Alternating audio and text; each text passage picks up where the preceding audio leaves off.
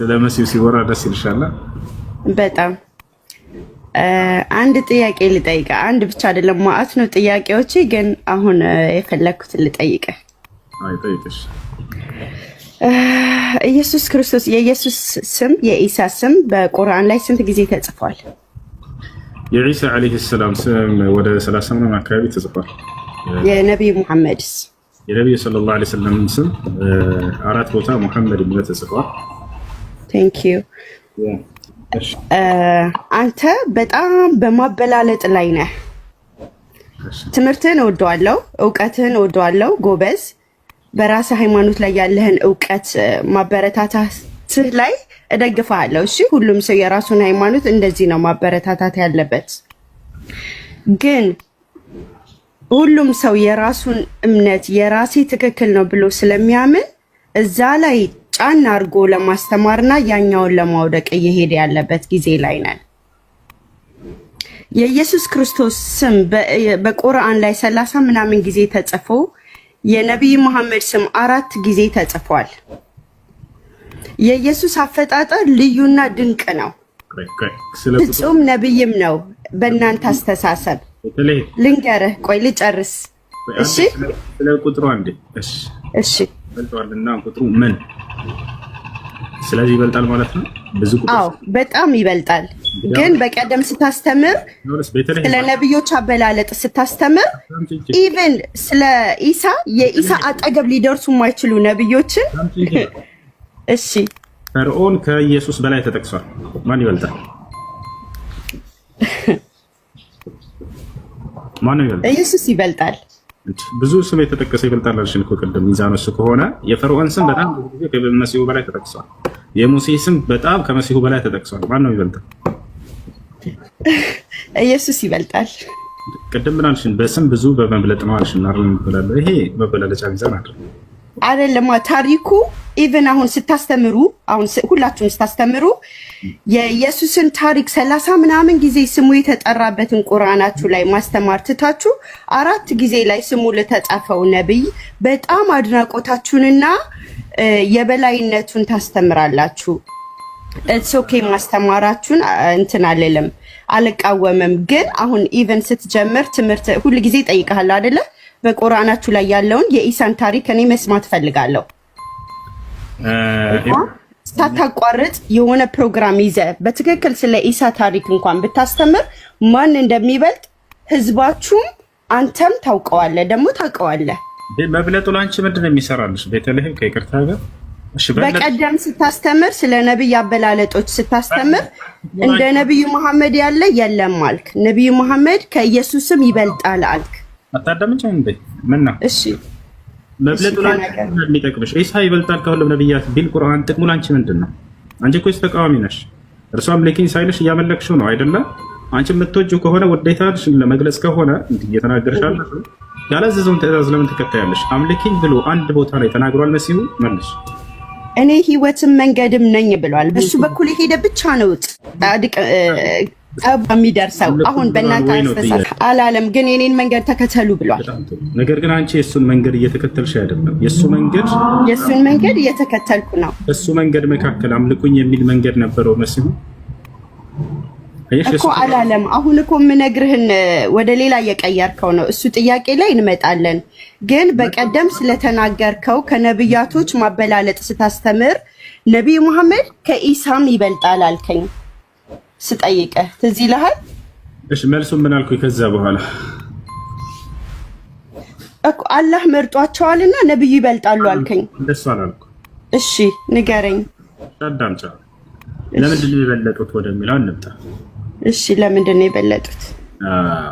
قال النبي صلى الله عليه وسلم فضلت على الأنبياء من قبل ب5 كانت الأنبياء من قبل ترسل إلى قومها خاصة فأرسلني الله إلى الناس كافة ከቀደሙትና ካለፉት ነብያት እበልጣለሁ ብለው ሲናገሩ ነብዩ ሰለላሁ ዐለይሂ ወሰለም ያለፉት ነብያት ለአንድ አካባቢና ለህዝባቸው ነበር ሲላኩ የነበሩት።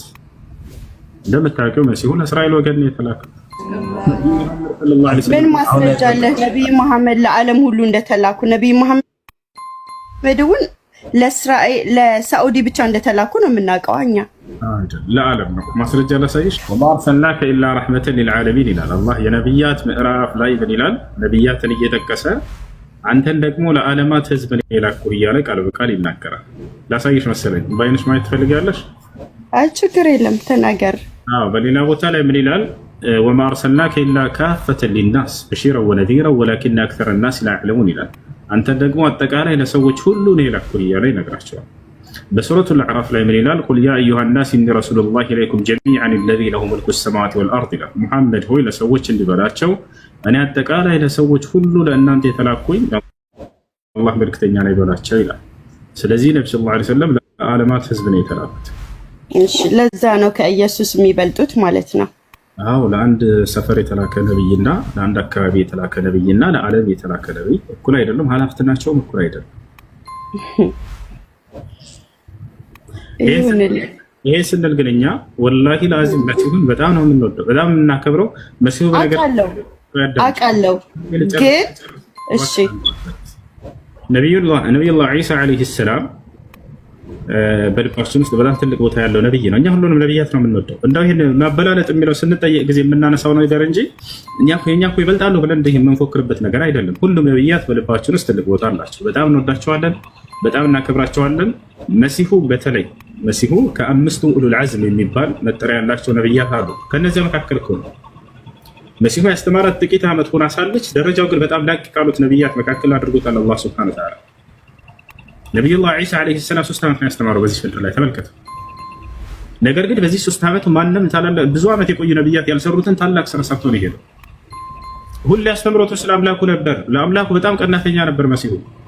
ሙሉ ቁርአን ላይ መተሽ እሱን አስተምሮ እንደው አውጥተሽ ብታያቸው ስለ አምላኩ ብቻ ነበር የሚሰብከው። የሚገርማችሁ እሱን ነው አሁን አንተ እንድታስተምረን የምፈልገው፣ በአንተ አፍ እንድሰማው የምፈልገው። ታሪኩ ቁርአን ላይ ያለውን ስለ ኢየሱስ ታሪክ እንድታስተምር እፈልጋለሁ። እሺ ወላሂ ሁሌ እናገራለሁ። ምናልባት አንቺ ዛሬ ሊሆን ይችላል የመጣው እንጂ ምን ሁል ጊዜም ካለሽ አጋጣሚ ሰዓታችን ስለሚለያይ አሁን እኔ ሲነጋ አሁን ነው የገባሁት። ሌሊቱን ሙሉ ስታስተምር አድረህ ሊሆን ይችላል። ያውቃል ስለ መሲሁ ሳስተምር ነው በጣም ስሜታዊ የምሆነው። እንደው ገብታችኋል? የሌሎች ነብያቶች ታሪክ ስታዩት ከግል ህይወታቸው ጋር የተያያዘ በጣም ጠቃሚ ትምህርትን የምታገኙበት ሆኖ ሰለላሁ ዐለይሂ ወሰለም ሴት ልጅ ውደዷት አክብሯት ግን አትመኗት ብለዋል የሚል ነው። ስለዚህ ልታብራራልኝ ትችላለህ ወይ? ሁለተኛው ደግሞ ሴት ልጅ ሐላል ማድረግ ትችላለች የሚል ነው። ውደዷት አክብሯት አትመኗት አላሉም ነብዩ ሰለላሁ ዐለይሂ ወሰለም፣ እንደዚህ አላሉ። እሺ የተከራከረ ልጅ ሰርባ አረግለት አልመጣልኝ ብሎ ነው። እሺ አይ ነብያችንን በጣም ይወዷቸው ነበር። አትመኗት በጭራሽ አትመኗት ብለዋል። የሚል ክርስቲያን ነው? ኧረ ሙስሊም ነው። በቃ ለበካ ለማወቅ ነው እንደዚህ ያለው ነብያችን ሰለላሁ ዐለይሂ ወሰለም። እንደዛ እሺ ረጋ በህት አንድ ቀስ ዝግ በይ እሺ አዳም እና ነብያችን ሰለላሁ ዐለይሂ ወሰለም እንደዛ አላሉም። ቢሉ ኖሮ ለሚስቶቻቸው ሚስጥርን ሁሉ ባላካፈሉ ነበር። አንድ ነገር አይቀራቸውም። ነብዩ ሰለላሁ ዐለይሂ ወሰለም ለና አይሻ ሲያስተምሯቸው እና አይሻም ይሄ ሚስጥር ነውና እንደብቃለን አላሉ። ነብዩ ሰለላሁ ዐለይሂ ወሰለም በህይወታቸው የሚደበቅ ስራ የላቸውም። ሁሉ ነገራቸው ነብያችን ሰለላሁ ዐለይሂ ወሰለም ትምህርት ነውና ለትውልድ ያን ሁሉ ሰሃቦቻቸው ከሴቶች የማይተው ሚስቶቻቸው ዘግበውልናል። ሌላኛው የሁለተኛ ጥያቄሽ ምንድነው? ሴት ልጅ ሐላል ማድረግ ትችላለች የሚል። ሴት ልጅ ማረድ ትችላለች ወይ? ሐላል ማድረግ ትችላለች ወይ? አዎ ትችላለች። ማስረጃ ነብያችን ሰለላሁ ዐለይሂ ወሰለም በዘመናቸው አንድ ሰሃባ ነበር። የሰሃባ ሴት አገልጋይ ነበረች። ያቺ ሴት ፍየል ምናምን እየጠበቀችለት እያለች ሰውየውን ሰሃባውን አንዷ ፍየል ልትሞትባት አለች። ቶሎ ብላ ቀደመቻትና ባጠገቧ ባለው በስለት ነገር አረደቻት። ቢስሚላህ ብላ አርዳ መጣች። ስጋውን ለሰሃባው ሰጠችው። ሰሃባው ነብዩ ሰለላሁ ዐለይሂ ወሰለም ሄዶ ጠየቀ። አንተ የአላህ መልእክተኛ ሆይ አንዲት ሴት ባሪያ አለችኝ፣ እሷ አርዳ ያመጣችውን ስጋ መብላት እችላለሁ አላቸው። ነብዩ ሰለላሁ ዐለይሂ ወሰለም ብላው ብለውታል። ስለዚህ ከዚህ የምንረዳው ሴት ልጅ ማረድ ትችላለች። ልክ እንዲሁ ደግሞ እሷ ያረደችውን መብላት ይቻላል፣ ይፈቀዳል።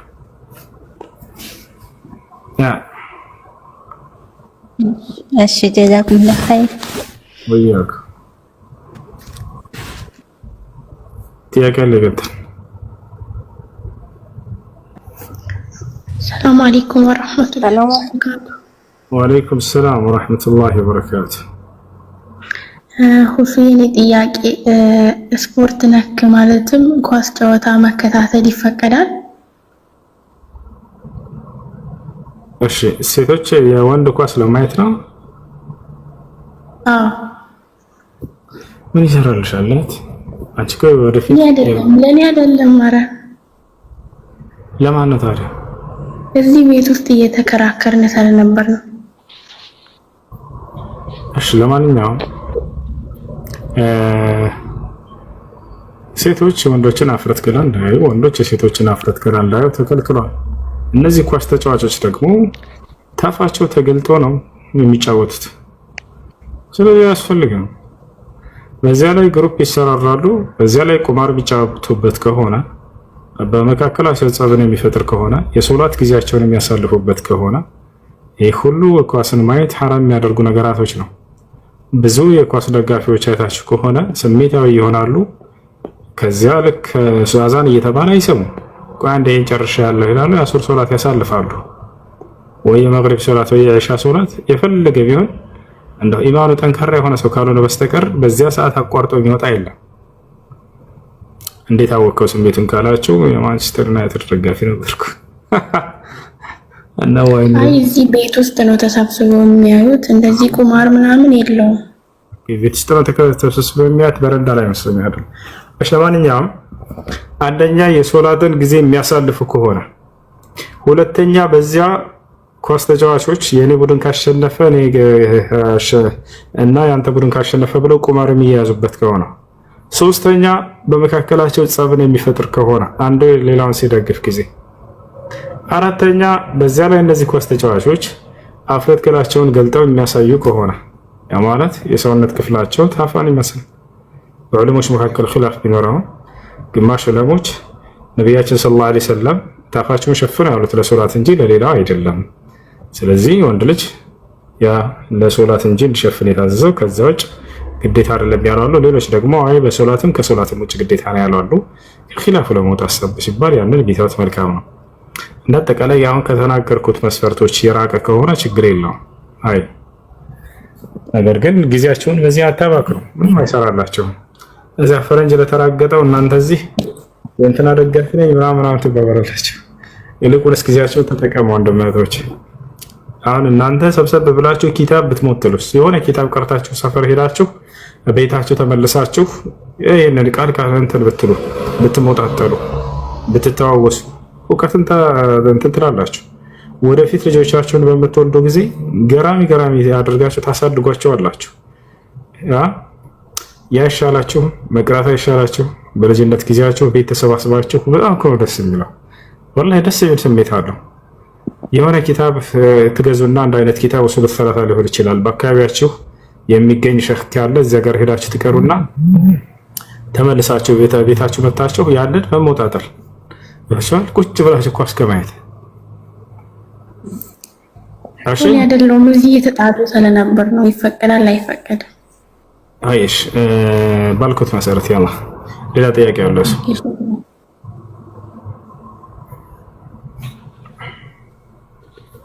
السلام عليكم.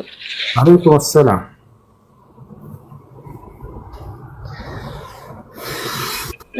እኔ ጥያቄ ይዛል እንደነበረን ከክርስቲያኖች ጋር በተክርስቲያን እንዲሁም ደግሞ እነሱ ሲሳለሙ ሰለም ነበር አብራቸው ማለት ነው።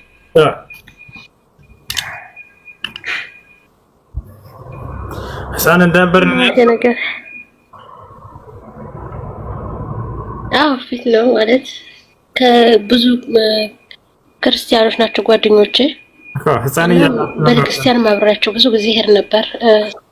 ህፃን እያላችሁ ከ10 ዓመት በታች ባላችሁበት ወይ ነው ለአቅመ አዳም ለአቅመ ሔዋን ሳትደርሱ ህፃን እያላችሁ የተፈጠረ ነገር አላህ ሱብሓነሁ ወተዓላ በዛ ይጠይቃቸው። ከዚያ በኋላ በዲናቸው ላይ ቀጥ እስካላቸው ድረስ ነቢያችን ሰለላሁ ዐለይሂ ወሰለም ሩፊዐ አልቀለም ዐን ሰላስ ዐን ሰጊር ሐታ ብለዋል።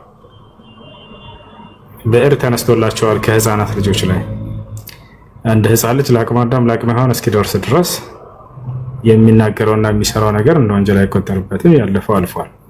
ከዚህ በኋላ ያለውን ከቀጥ ብላችሁ እስከሄዳቸው ድረስ ስላለፈው አላህ ሱብሓነሁ ወተዓላ በልጅነታቸው ስላለፈው አይጠይቃቸውም።